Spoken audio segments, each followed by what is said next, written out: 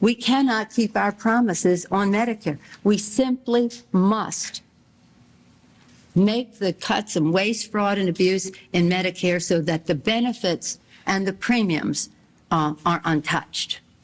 We owe it to our seniors. We owe it to our country. Much later. Representatives speaking all over the country like you are, and they'll say a simple line. Trump will say, we're not touching Medicaid. Well, if his lips are moving, he won't be telling the truth, you know that. And that's what we have to protect ourselves against. And perhaps he'll get to a place where he will understand they cannot touch Medicaid to give tax cuts to the richest people in our country. All we're talking about is people paying their fair share. It's about fair share for them. They should pay their fair share, and we should have a fair share of respect for the people in our country. That's who we are. So again, he may say that, but we don't accept that. If he said, what did he say? Social Security is a scam. His co-president has said it is what? A Ponzi scheme, Musk. So we're not taking any word from him as, shall we say, gospel. We're just in this fight to make sure that these Republican members go to their leadership and say, I can't vote for this. My members, my constituents have spoken out. All right, guys, so we got to talk about the declining Democrat Party, which in my opinion is the most entertaining soap opera on cable news, okay? This is more entertaining than The Young and the Restless, Guiding Light, General Hospital, As the World Turns, okay? It's just like that. That is what it's like watching the Democrats, okay? And I'm calling the Democrat Party soap opera As the Democrats Collapse. That's what I'm calling it, okay? There's so much drama, okay? And we have to talk about more drama, as Nancy Pelosi has come out and taken a shot at Chuck Schumer for folding on shutting down the government, okay, as the Democrats stage a coup against the leadership in the Senate. It's about what comes next. I myself don't give away anything for nothing. And I think that's what happened the other day. We could have, in my view, perhaps gotten them to agree to a third way, which was a bipartisan CR for 4 weeks, in which we could have had bipartisan legislation to go forward. Yeah, so Nancy Pelosi is lashing out at Chuck Schumer once again. First, she said that Chuck Schumer should listen to the women of the party. That's what she said at first. And now she's saying that Chuck Schumer gave up something for nothing, right? In the sense that she's saying that she could have made the Republicans agree to keep the government open for a month, okay? If they would have been serious about the shutdown, they would have defaulted to the 1 month CR. And then at that point, Republicans would have had to negotiate with the Democrats. Now, I personally believe that Nancy Pelosi is Monday morning quarterbacking, right? I don't think the Democrats had an actual plan to deal with the fact that the Republicans agreed on the continuing resolution in the House, okay? I think once that happened, as smoothly as it happened, they got caught off guard, right? They got caught with their pants down, and now they're all trying to turn on each other to pretend as if, oh, well, I did my part, right? I did what I could do to try to shut down the government, which, you know, they claim was so bad. But anyways, you have Chuck Schumer, again, receiving a whole lot of backlash. The infighting is starting to become very, very, very prevalent because you have Democrats openly now kind of campaigning on having Chuck Schumer ousted, right? They're saying, hey, this guy has to go. And Chuck Schumer is being confronted on the mainstream liberal media about whether or not he should step down. Take a look. I thought it was critical to make sure that we blocked that bill. I was deeply disappointed that Senator Schumer voted with the Republicans. You know you're on bad ground when you get a personal tweet from Donald Trump thanking you for your vote, right? We don't want to be there. We don't want to be there. And it's important for us to make sure that at this critical time, we've got leaders that are going to take us in the right direction. We had Hakeem Jeffries lead the fight against the CR to the tune of 213-1. Schumer was on the other side. Hakeem met the moment, Schumer did not. And so I respect Chuck Schumer. I think he's had a great longstanding career. He's done a lot of great things. But I'm afraid that it may be time for the Senate Democrats to pick new leadership as we move forward. In your own party, they're saying, look, it's time for you to go. They no longer trust your leadership. They want somebody else in there. What do you say about that? Here's what I say. In your own party saying Yes. you've got to go. Here's what I'm saying. I'm the best leader for the Senate. We have a lot of leaders. You know, when you don't have a president, there's not one leader of the party. There are lots of them. We have a lot of good people. But I am the best at keep winning Senate seats. I've done it in 2005. Just in 2020, no one thought we'd take back the Senate. Under my leadership, we took it. So we now are executing. You're not going anywhere. We have a great. We're moving forward. Hakeem and I have a plan. Let me just say this. There's a real contrast between the parties. The Republican Party now, particularly in office, is the party of rich oligarchs who want to really screw every average American so they can get tax cuts for the rich. And we are fighting that every day. So today, we just issued a statement at 8 o'clock that describes it. Hakeem and I, we have a day of action on Medicaid. In every state, in every corner of the country, Democrats are talking about they're going to Medicaid centers. They're going to people who would be deprived and Senator, people don't have faith in the Democrats. Well, let me say this. Look, and we're going to do this day in, day out on issues. Why are they doing tariffs and raising your cost $2,000? It's beginning to work. Why are they taking away Fannie and Freddie and raising your housing costs dramatically? It's beginning to work. His numbers have come down. If we keep at it every day, relentless fighting and showing how they're hurting people so badly, Trump's numbers will get much lower. And his both popularity but also his effectiveness will decline. I believe that strategy will work. In your own party. Yeah, so I do not believe that will work. Okay, now why don't I believe that will work? Well, the reason why I believe it won't work is because what Democrats are essentially betting on is that President Trump's approval rating is going to collapse. But it is hard to have a lower approval rating than what the Democrats have right now. Okay, I mean, the Democrats, their approval rating is in the 20s. Okay, in order for President Trump's approval rating to be in the 20s, he would have to really lay an egg, right? I'm just saying, like, it would have to get really bad for his approval rating to get that low. Okay, and if President Trump's approval rating is still higher than Democrat Party's approval rating, like if it can't go lower than the Democrat Party's approval rating, then again, the strategy is not going to work. Democrats have to actually be a better party, right? But they refuse to do that. This is why they have to lie, right? They're lying about Republicans cutting Medicaid. Because they know they're lying, this is why they ultimately got non-senators to vote to end the filibuster. Well, again, why did non-senators vote to end the filibuster? Ultimately because Democrats were lying about the continuing resolution. Because if it was so bad, right, as bad as they fearmonger about, then they could have got away with not voting for it, right? They could have got away with letting the government shut down. But clearly you had non-Democrats that didn't think they could get away with that. Well, why is that? It's because they were lying, right? The continuing resolution is basically the same damn continuing resolution that was signed by Joe Biden, and Democrats supported it just a few months ago. So again, this is what happens when your propaganda is built on lies, right? You end up in the situation Democrats are in right now. Okay, it blew up in their face. And what's also blowing up are the arguments, so the view over the direction that the Democrat Party should go in, because the radicals are now ready to take over, right? They want to start a blue tea party, and that is causing some issues. So without further ado, let's get into it. And I can almost cry today for these people, these vets who are losing everything. Why don't the Democrats go out there and march and stop fighting with each other? I'm sick of it. Well, I don't know, Joy, that they're fighting with each other.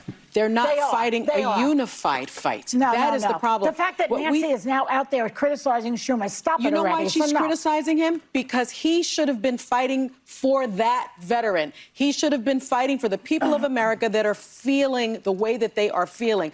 The Americans that I've spoken to, people that approach me almost every single day, say they don't feel like the party is fighting for them. This is not about... well, that's what I'm saying. Go out and fight for them. But it's not about... Well, he had the opportunity to fight for them. Chuck Schumer caved to the GOP and got nothing. Right, this was actually... This was not actually... the choice. But, Joy, the choice was not between a no vote on the partisan GOP spending bill and a possible shutdown. It was a choice between a no vote and forcing Republicans to explain why they walked away from that possibility of a bipartisan agreement. And the core disagreement was around a willingness to fight, even if that meant convincing the public that the harm from a shutdown was the fault of Trump and the Republicans, because they are going to do exactly what they are doing. They're taking money away from vets. They're going to take money from Social Security. They're going to take money. So let them hold the water for them. Let them hold the bag. Democrats in the House were prepared for that fight. Chuck Schumer caved.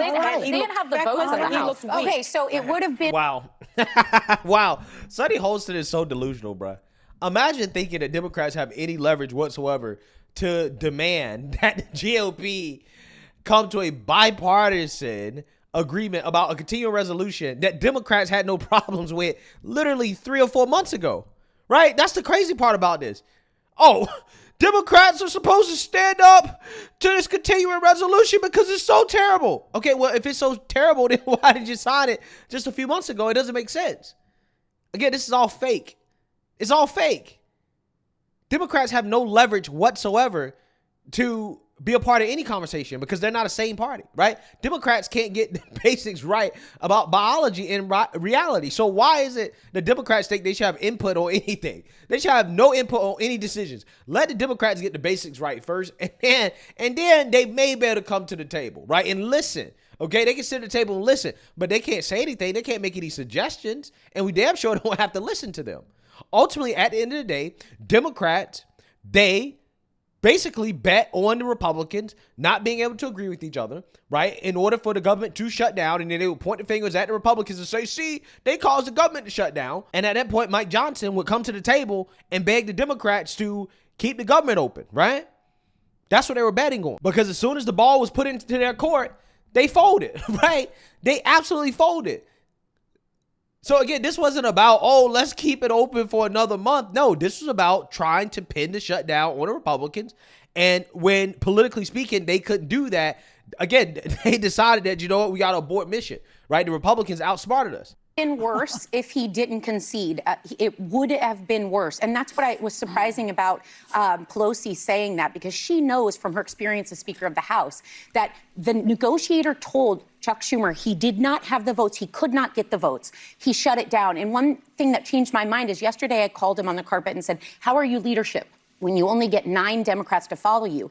But then someone shared something that made me change a little of my perspective. They had exactly the number they needed to not shut down. So he gave cover to a ton of Democrats that probably in common sense terms knew their voters would backlash if they shut the government down. And honestly, he gave coverage to the GOP to do whatever the heck they want to do. Nobody's fooling themselves. It's a minority. They don't have the math. It's just basic math. There are facts there. It's not an opinion. They cannot avoid this. And if they bent the knee and pushed back just to show the public they were fighting, we would have ended up worse off. They would have gutted it even more. They're going to do it anyway. Legally so, they though. Can. So right now we're in the courts. We have more than 24 cases because of Doge and Elon Musk. I believe in the court system. I believe in the judges. I believe the one stopgap will be that moment. But when you cave and say, well, they're not listening to the rules anyway, well, you're giving them a shutdown, which legally allows them to do exactly what they're doing right now. And they're yeah, I got to be honest with you. Sarah Hayes is right. Okay, again, Sonny Holston is emotional about it, but she's right. The Democrats, again, this is how it works, right?